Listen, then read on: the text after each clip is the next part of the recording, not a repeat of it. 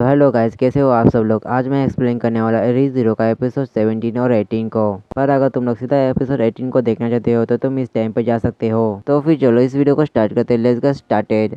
ये वाला जो एपिसोड होता है वो वही से शुरू होता है जहाँ पे पिछला एपिसोड खत्म हुआ होता है, जहाँ पे बहुत सारा मिस्ट आ चुका होता है और जो हमारा सुबारू होता है वो इस मिस्ट की चपेट में आके गिरने ही वाला होता है कि तभी जो रैम होती है उसे बचा लेती है। तभी जो हमारा सुबारू होता है वो कहता है कि ये सब क्या चल रहा है। तभी जो रोटो होता है वो कहता है कि क्या तुम्हें नहीं समझ में आ रहा, इतनी बड़ी बॉडी और ये मिस्ट, इसका मतलब ये व्हाइट वेल है। और वहीं पर हमें व्हाइट वेल को भी दिखाया जाता है जो बड़ा गुस्से में होती है और वहीं पर जो रैम होती है वो व्हाइट वेल के ऊपर अटैक कर देती है, पर उससे कोई फर्क नहीं पड़ता। तभी जो सुबारू होता है वो रैम से पूछता है कि बाकी के मर्चेंट कहाँ पे है, जहाँ पे जो रैम होती है वो कहती है कि वो मुझे नहीं दिखे और मुझे नहीं पता कि वो कहाँ पे है। और तभी सुबारू कहता है कि आप हमें क्या करना चाहिए, और ऐसा कहने के बाद वो सोचने लगता है। तभी जो रैम होती है वो सुबारू को पैसों की थैली देने के बाद कहती है कि इन्हें संभाल कर रखना। जो देखने को सुबारू कहता है कि क्या तुम्हारे पास कोई प्लान है। तो रैम कहती है कि मैं ज्यादा स्मार्ट तो नहीं हूँ, पर मेरे पास एक प्लान है। मैं इस कार से जंप कर दूंगी और व्हाइट वेल का ध्यान भटकाऊंगी, जिससे वो मेरे पीछे आ जाएगा और तुम लोग यहाँ से चला जाना। और वहीं पर जो सुबारू होता है वो ऐसा करने से मना कर देता है। पर तभी जो रैम होती है वो सुबारू के गर्दन पे मार के उसे बेहोश कर देती है। और जो रैम होती है वो सुबारू को देखने के बाद एक स्माइल करती है और वहाँ से जंप कर देती है। फिर हमें थोड़े टाइम बाद का सीन दिखाया जाता है जहाँ पे जो सुबारू होता है वो होश में जाता है। और जैसे वो होश में जाता है वो ऑटो से पूछने लगता है कि रैम कहाँ पे है। तो ऑटो उसे बताने लगता है कि हम लोग बच सके इसलिए उसने कार से जंप कर दी और अब व्हाइट वेल का दाम भटका रही है। और ये बस सुनने को सुबारू को गुस्सा आता है और वो ऑटो की कॉलर पकड़ लेता है और वो कार को फिर से मुड़ने के लिए खड़ा होता है। पर ऑटो उसे कहता है कि अगर हम लोग ऐसा करेंगे तो जो रैम है उसका जो सेक्रीफाइस होगा वो वेस्ट आ जाएगा,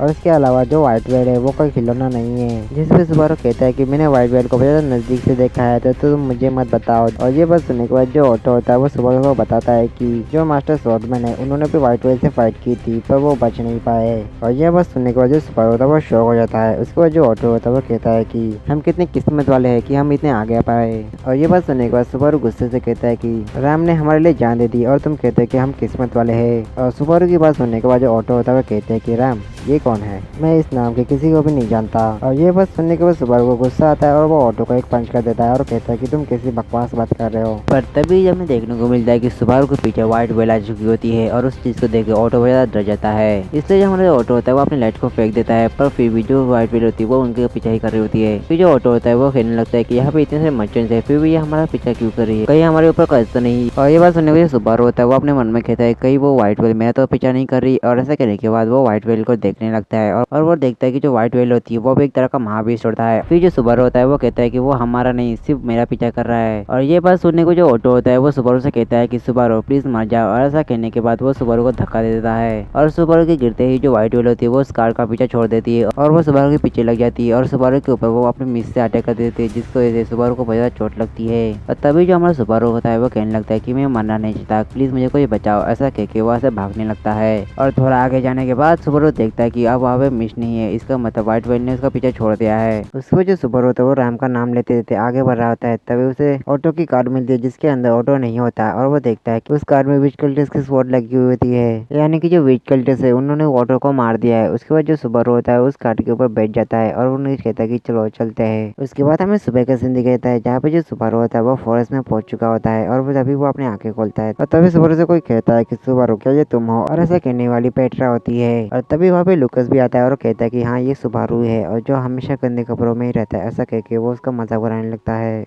और तभी जो सुबारू होता है वो अपने मन में कहता है कि वो इस बार टाइम पे पहुंचा है। और ऐसा करने के बाद वो बेहोश हो जाता है और जब वो अपनी आंखें खोलता है तो वो रोजवर्ल्ड के मेंशन में होता है और वो देखता है कि उसके सामने रैम होती है, इसलिए वो उसका हाथ पकड़ता है। पर हमें पता चलता है कि ऐसे में वो रैम होती है। फिर जो रैम होती है वो सुबारू से कहती है कि मुझे पता है कि तुम मुझसे बहुत ज्यादा टाइम बाद मिल रहे हो, इस पर इसका मतलब ये नहीं कि तुम मेरा हाथ पकड़ोगे, पर तुम मुझे एक बात बताओ कि तुम्हें इतनी सारी चोट कैसे लगी थी। और तभी जो सुबारू होता है वो रैम को बताता है कि जो रैम है उसने उसे बचाया है और उसने उसके बचाने के लिए उसकी जान दे दी। और ये बात सुनने के बाद जो रैम होती है वो कहती है कि अच्छा ऐसी बात है, पर मुझे एक बात बताओ कि ये रैम कौन है। और ये बात सुनने के बाद जो सुबारू होता है वो रैम के ऊपर चिल्लाने लगता है और कहने लगता है कि तुम इस वक्त कैसा मजाक क्यों कर रही हो। जिस पर रैम कहती है कि तुम्हें पता है ना कि मैं कभी मजाक नहीं करती। तभी जो सुबारू होता है वो रैम को अपने साथ आने के लिए कहता है। फिर जो सुबारू होता है वो रैम को रैम के कमरे में लाता है, पर वहाँ पर रैम की कोई भी चीज नहीं होती। तभी जो रैम होती है वो सुबारू से कहती है कि सुबारू तुम मुझे यहाँ पे क्यों लाए, मुझे लगता है कि तुम्हें आराम करना चाहिए। और फिर हमें अगले सीन में दिखाया जाता है जो सुबारू होता है एक रूम के पास आता है, पर वो दरवाजा खोलने से से डर रहा होता है, पर फिर भी वो हिम्मत करके उस दरवाजे को खोल देता है और उसके सामने होती है एमिलिया। और वहीं पर जो एमिलिया होती है वो सुबारू को देख के कहती है कि सुबारू तुम यहाँ पे क्यों आए हो। तभी जो सुबारू होता है एमिलिया के पास आके कहता है कि चलो हमें ऐसे जाना होगा। तभी एमिलिया कहती है कि तुम ये सब क्यों कर रहे हो। तो सुबारू कहता है कि ये सब मैं तुम्हारी कह रहा हूँ और अगर तुम नहीं आओगी तो मैं तुम्हें फोर्सफुली यहाँ से लेकर जाऊंगा। तो एमिलिया उसे कहती है कि मैं ऐसे ही नहीं आ सकती, मेरे पास बहुत ज्यादा काम पड़े है। और ये बात सुनने के बाद जो सुबारू होता है वह कहता है कि नहीं, कुछ नहीं हो सकता, हर वक्त ऐसा ही होता है, मैं जितना भी कोशिश करूँ सब कुछ ठीक करने की फिर भी कुछ भी फायदा नहीं होता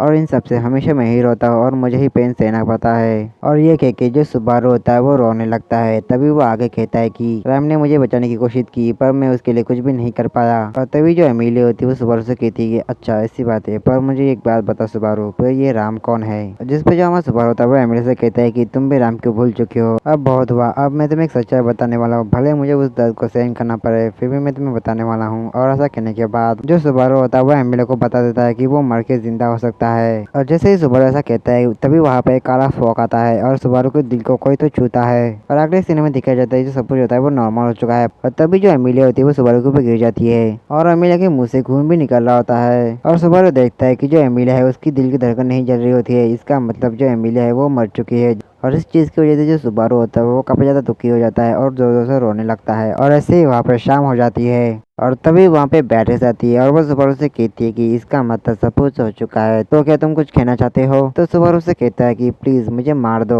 तो बैटरीज से कहती है कि अगर तुम्हें मरना है तो किसी और जगह पे जाके मरो जहाँ पे मैं तुम्हें ढूंढ न सकूँ। और ऐसा कहने के बाद जो बैटरीज होती है एक बॉटल ओपन कर देती है और एमिलिया और सुबारू को उसमें भेज देती है।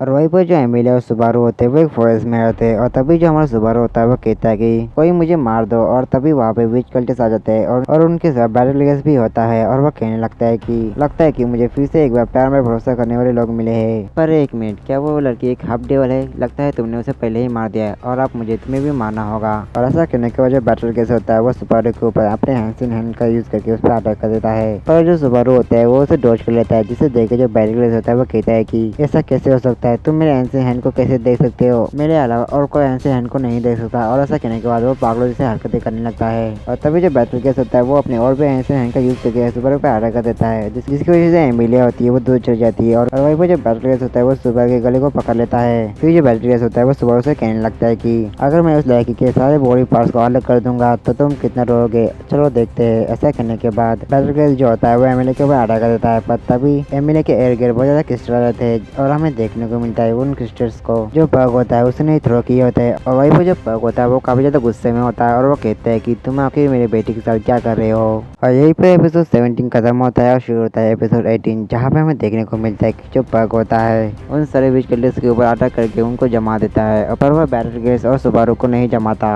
और वहीं पर जो बैटल केस होता है वो कहने लगता है कि एक स्पिरिट मुझे कैसे मार सकती है, इससे मेरा दिमाग खराब हो रहा है। और बैटल केस की बातें सुनने के बाद जो सुबारू होता है वो पग को संभाल कर रहने के लिए कहता है, जिसपे जो पग होता है वो सुबारू से कहता है कि मुझे तुम्हारे बारे में कोई भी चिंता नहीं है सुबारू। पर हमें देखने को मिलता है जो पग होता है अचानक उसके साथ कुछ होने लगता है और ये जो चीजें होता है वो बैटल केस पग के साथ कर रहा होता है अपने एंसियन हैंड का यूज करके। फिर जो बैटल केस होता है वो कहने लगता है कि तुम कितने आलसी हो, तुम्हारे पास मौका था मुझे मारने का और तुमने उसे गवा दिया, अब तुम मर जाओ। और तभी पग कहता है कि तुम कितने बड़े बेवकूफ हो। और ऐसा कहते ही जो पग होता है वो ट्रू फॉर्म में आ जाता है। तभी जो पग होता है वो कहने लगता है कि अगर तुम्हें मुझे हराना है तो तुम्हें मुझे इस फॉर्म में हराना होगा जो तुम्हारे लिए नामुमकिन है। और जाके तुम अपने साथियों को बता देना कि तुम जैसे हजार भी आएंगे तब भी मुझे नहीं हरा पाएंगे। तभी बैटल केस कहने लगता है कि भले ही तुम मुझे मार दोगे फिर भी मैं जिंदा हो जाऊंगा क्योंकि मेरे पास उसका लव है। और ये बात सुनने को जो पग होता है वो बैटल केस को जमा के मार देता है। उसको जो पग होता है वो सुबारू से कहने लगता है कि तुमने 3 बड़े पाप किए। पहला, तुमने मेरे से किया हुआ जो वादा था वो तुमने तोड़ दिया और एक स्पिरिट यूजर के लिए उसका वादा बहुत ज्यादा इंपॉर्टेंट होता है। दूसरा, एमिलिया नहीं चाहती थी कि तुम यहाँ पे आओ पर तुम फिर भी आ गए। और तीसरा कि तुमने एमिलिया को मरने दिया और जब एमिलिया अब मर चुकी है तो कॉन्ट्रैक्ट के अकॉर्डिंग अब मैं इस पूरी दुनिया को डिस्ट्रॉय कर दूंगा और अब तुम भी मर जाओ सुबारू। और तभी जो सुबारू की जो बॉडी होती है वो जमने लगती है और उसकी जो बॉडी होती है वो टूट भी जाती है। और तभी हम देखने को मिलता है कि जो बैटल केस होता है वो हंस रहा होता है और असल में बैटल केस सुबारू के अंदर होता है, जिसपे हमारा सुबारू कहता है कि जिस बंदे से मैं इतना हेट करता हूँ वो अब मेरे अंदर है। और ऐसा कह के जो सुबारू होता है वो मर जाता है। और अगले सीन में जो सुबारू होता है वो जिंदा हो जाता है, जहाँ पे जो रैम होती है वो सुबारू को देख के कहती है कि सुबारू क्या हुआ, कहीं तुम इस भीड़ वाली जगह पे परेशान तो नहीं हो गए। जिसपे हमारा सुबारू कहता है क्या भीड़ वाली जगह पे, हाँ तुमने सही कहा, क्यों ना हम किसी और जगह पे चलते। और ऐसा कहने के बाद जो सुबारू होता है वो रैम का हाथ पकड़ के वहाँ से भागने लगता है और वो ऐसे ही कटुने से भाग ही रहा होता है। तभी जो रैम होती है वो सुबारू को कहती है सुबारू 1 मिनट रुक जाओ। तभी वो दोनों एक जगह पे रुक जाते हैं जहाँ पे कोई भी नहीं होता। तभी जो रैम होती है वो सुबारू से पूछती है कि क्या हुआ, तुम मुझे यहाँ पे क्यों लाए। तो सुबारू से कहता है कि मैं उस जगह पे बहुत ज्यादा परेशान हो गया था, इसलिए मैं तुम्हें यहाँ पे लेकर आया